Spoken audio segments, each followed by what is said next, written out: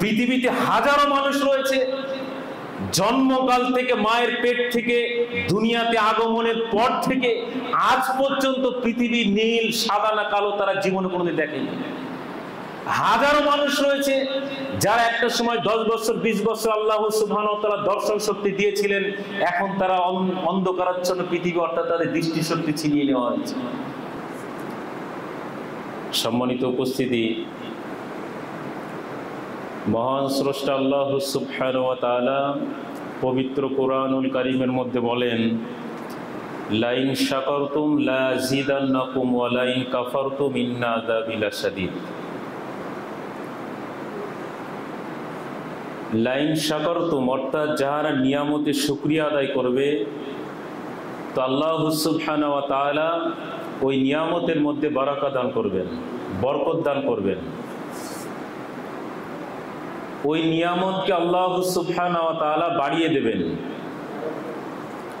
ওয়ালাইন কাফারতুম ইন্না আযাবি লাশাদীদ, যারা নিয়ামতের শুকরিয়া আদায় করবে না তাদেরকে আল্লাহ সুবহানাহু ওয়া তাআলা বলছেন নিয়ামতকে ছিনিয়ে নেবেন। ইন্না আযাবি লাশাদীদ, আল্লাহ সুবহানাহু ওয়া তাআলা বলছেন আমার আযাব বড় কঠিন। অর্থাৎ আজকে আমাদের আলোচ্য বিষয় নিয়ামতের শুকরিয়া আদায় করলে কি হবে এবং নাশুকরি করলে কি হবে। আল্লাহ সুবহানাহু ওয়া তাআলার অফুরন্ত নিয়ামত প্রতিনিয়ত আমরা উপভোগ করছি। একেবারে আপনি খাদ্য পানীয় শ্বাস প্রশ্বাস থেকে শুরু করে অন্ন বস্ত্র বাসস্থান থেকে শুরু করে সুস্থতা থেকে শুরু করে অসংখ্য হাজারো নিয়ামত, আল্লাহ সুবহানাহু ওয়া তাআলার নিয়ামত আমরা প্রত্যেকটি মুহূর্তে ভোগ করছি। আল্লাহ সুবহানাহু ওয়া তাআলার নিয়ামত ব্যতীত একটি মুহূর্ত আমাদের জন্য অতিবাহিত করা সম্ভব নয়। অর্থাৎ একজন ব্যক্তি আল্লাহ সুবহানাহু ওয়া তাআলার নিয়ামত ব্যতি রেখে একটি মুহূর্তও সে দিন অতিবাহিত করতে পারবে না। যেমন আমরা প্রত্যেকটি মুহূর্ত যে শ্বাস গ্রহণ করছি, অক্সিজেন নিচ্ছি, কার্বন ডাই অক্সাইড ছাড়ছি, আল্লাহ সুবহানাহু ওয়া তাআলা এই নিয়ামতকে এমন ভাবে সেট করেছেন যেটা উদ্ভিদ জগৎ গাছপালা তারা কার্বন ডাই অক্সাইড ছাড়ছে, মানে গ্রহণ করছে, অক্সিজেন ছাড়ছে। মানুষকে প্রাণীকে আল্লাহ সুবহানাহু ওয়া তাআলা এমন ভাবে বানিয়েছেন যে কার্বন ডাই অক্সাইড উদ্ভিদ জগৎ অর্থাৎ গাছপালা শোষণ করছে, সেই কার্বন ডাই অক্সাইড প্রাণী জগৎ তারা ছাড়ছে। আবার গাছপালা অক্সিজেন ত্যাগ করছে, প্রাণী জগৎ মানুষ পশু পাখি ইত্যাদি তারা আবার অক্সিজেন গ্রহণ করছে। এই অক্সিজেন দিয়ে যদি আমরা চিন্তা ভাবনা করি যে প্রতিনিয়ত আমরা যে অক্সিজেন বায়ুমণ্ডল থেকে গ্রহণ করছি, আল্লাহ সুবহানাহু ওয়া তাআলা আমাদের জন্য ফ্রি করে দিয়েছে। যখন কোনো মানুষ সরকারি বা বেসরকারি হসপিটালে হসপিটালাইজ থাকে, ভর্তি থাকে এবং অক্সিজেনের প্রয়োজন হয়, নিজে পয়সা পেমেন্ট করে কিনতে হয়, তখন বুঝতে পারে এই নিয়ামতের মূল্য কত। এর আগে পর্যন্ত কোনো পরিবার কোনো মানুষ উপলব্ধি করতে পারে না যে 30 বছর 40 বছর 50 বছর ধরে এরকম একটি গুরুত্বপূর্ণ নিয়ামত আল্লাহ সুবহানাহু ওয়া তাআলা তাকে দিয়েছেন, সে ফ্রি উপভোগ করছে। আল্লাহ সুবহানাহু ওয়া তাআলার হাজারো নিয়ামত রয়েছে, তার মধ্যে আমি জাস্ট একটি উদাহরণ দিচ্ছি। একজন ব্যক্তি আপনি মনে করুন কঠিন রোগাক্রান্ত, শ্বাসকষ্ট হচ্ছে, সরকারি হসপিটাল আমাদের এখানে ফ্রি, কিন্তু ওই অক্সিজেনটা কিনতে গেলে টাকা লাগে। সরকার ওই পেশেন্টের হয়ে টাকা দিচ্ছে, অক্সিজেন ফ্রি না, ওই অক্সিজেনটা সরকারকে কিনতে হয়েছে।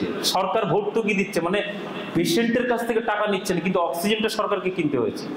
তা আমরা মনে করছি ফ্রি না, ওই অক্সিজেন কিনতে যে টাকা লাগে সেটা সরকারি টাকা, ট্যাক্সের টাকা থেকে মানুষের সেবা দেওয়ার জন্য কিনে তারপর তার মুখে লাগানো হচ্ছে। যারা বেসরকারি হসপিটাল বা নার্সিং হোমে যারা চিকিৎসাধীন ছিলেন বা চিকিৎসা করিয়েছেন তারা জানেন যে অক্সিজেন চললে 24 ঘন্টায় কত বিল দিতে হয়।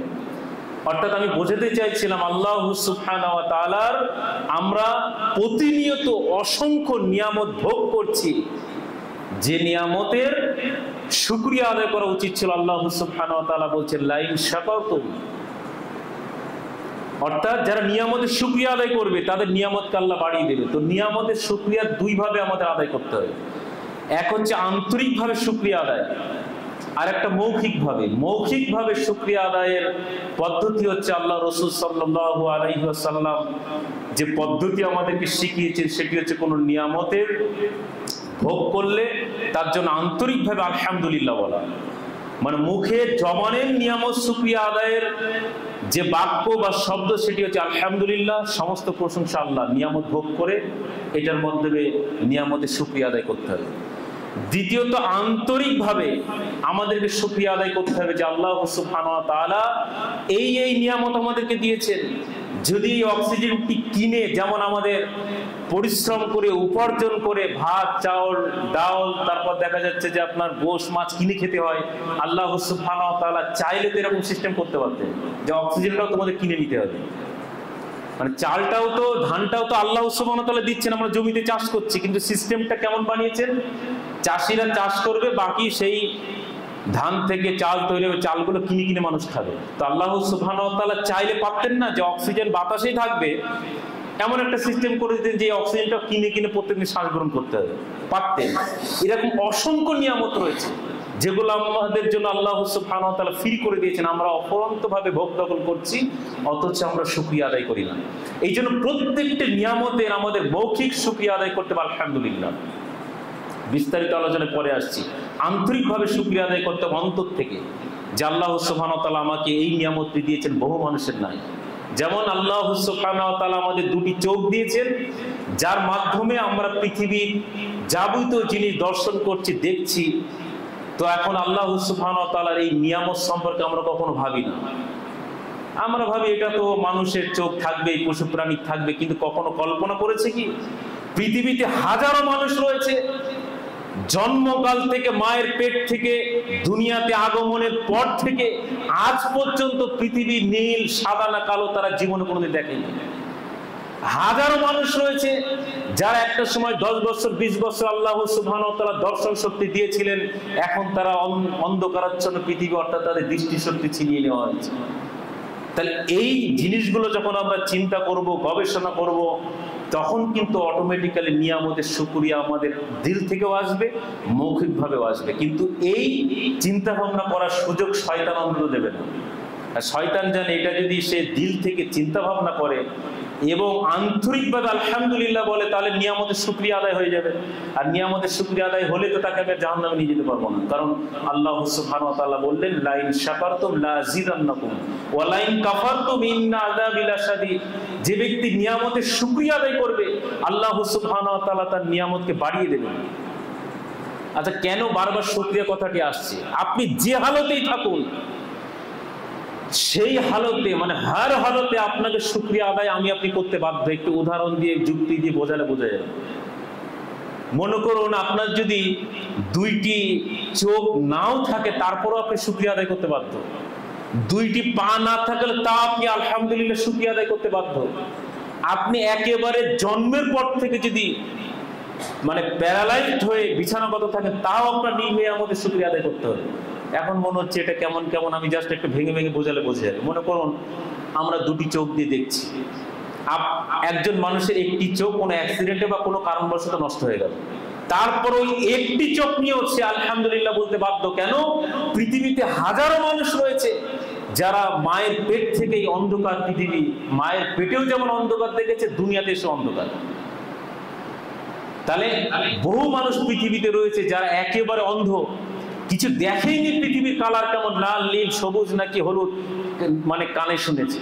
তাহলে তার তুলনায় যে ব্যক্তির একটি চোখ রয়েছে সেও শুকরিয়া আদায় করবে। এই জন্যই যে আল্লাহ সুবহানাহু ওয়া তাআলা আমাকে অন্তত একটি চোখ তো দিয়েছে, যে চোখের মাধ্যমে আমি দেখছি, কাজ করছি, কোরআন তেলাওয়াত করছি, যাবতীয় আমার প্রয়োজন মেটাচ্ছি। আচ্ছা, যে ব্যক্তি 2টি চোখ নেই সেখানে শুকরিয়া আদায় করবে?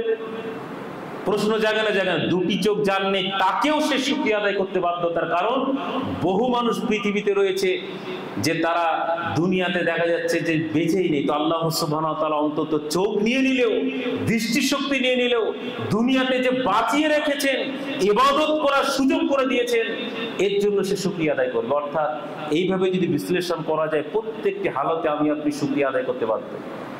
একজন মানুষের একটি হাত নেই, কাজ করতে পারছে না, একটি পা ভেঙে গেছে, সেও আন্তরিকভাবে শুকরিয়া আদায় করবে। কেন করবে? বহু মানুষের 2টো পাই নাই, বহু মানুষ আছে দুটো হাতই নাই, তো যার একটি হাত নাই সে শুকরিয়া আদায় করবে, আল্লাহ বহু মানুষের তো আছে দুটো হাতই নাই, তো আপনি আমাকে একটি হাত দিয়েছেন, এর মাধ্যমে আমি আপনার প্রয়োজন মেটাচ্ছি। বহু মানুষ রয়েছে দুটো পাই নাই, আমার অন্তত একটি পা আর একটি লাঠি নিয়ে আমি অন্তত চলাফেরা করতে পারছি, তাহলে এই ব্যক্তিকে শুকরিয়া আদায় করতে হবে। যার দুটো পা নাই, দুটো হাত নাই, তারপরেও সে ব্যক্তি শুকরিয়া আদায় করতে বাধ্য। কেন? এ তো দুটো হাত পা নাই, বহু মানুষ তো এরকম রয়েছে সে দুনিয়াতে বেঁচেই নাই। তাহলে হাত পা না থাকলে অন্তত দুনিয়াতে বেঁচে থাকার তৌফিক আল্লাহ সুবহানাহু ওয়া তাআলা দিয়েছেন, সে কম বেশি ইবাদত বান্দেগী করতে পারছেন, দুনিয়ার অন্যান্য নিয়ামতগুলো সে ভোগ দখল করতে পারছে। কাতারে যখন বিশ্বকাপ হলো, বিশ্বকাপ যে ছেলেটিকে দিয়ে উদ্বোধন করা হয়েছিল সে একেবারে মায়ের পেট থেকেই পঙ্গু, যারা যারা দেখেছে। তো সে তার মা বাবা বা সে কখনো মানে নাশুকরি করেনি, ওই অবস্থায় সে বিশ্বের মধ্যে একটা বিশ্ব রেকর্ড করেছে, শিক্ষিত হয়ে নিজেকে তৈরি করেছে, ওই অবস্থায় সে সাঁতার কাটে, ওই অবস্থায় সে গাড়ি চালায়, যারা ছবি দেখেছে তারা জানে যে কি অবস্থা। তো এরকম একটা বিষয় যে প্রত্যেকটি নিয়ামতের আমাদের শুকরিয়া আদায় করতে হবে, কিন্তু আমরা নিয়ামতের শুকরিয়া আদায় করি না। মৌখিকভাবে যদিও বা আমরা যা বলি, কিন্তু আন্তরিকভাবে আমরা শুকরিয়া আদায় করি না, আমরা প্রত্যেকে নাশুকরি করি। এই জন্য প্রত্যেকটি নিয়ামতে যদি আমরা শুকরিয়া আদায় করি, তাহলে 1 নম্বর লাভ হচ্ছে মৌখিকভাবে আলহামদুলিল্লাহ বললে, আর আন্তরিকভাবে যে যুক্তি আমি দেখালাম এই যুক্তিতে যদি আমরা নিয়ামতের শুকরিয়া আদায় করি, তাহলে প্রথম লাভ হচ্ছে আল্লাহ সুবহানাহু ওয়া তাআলা বলছেন নিয়ামতের মানে নিয়ামতকে বাড়িয়ে দেওয়া হয়।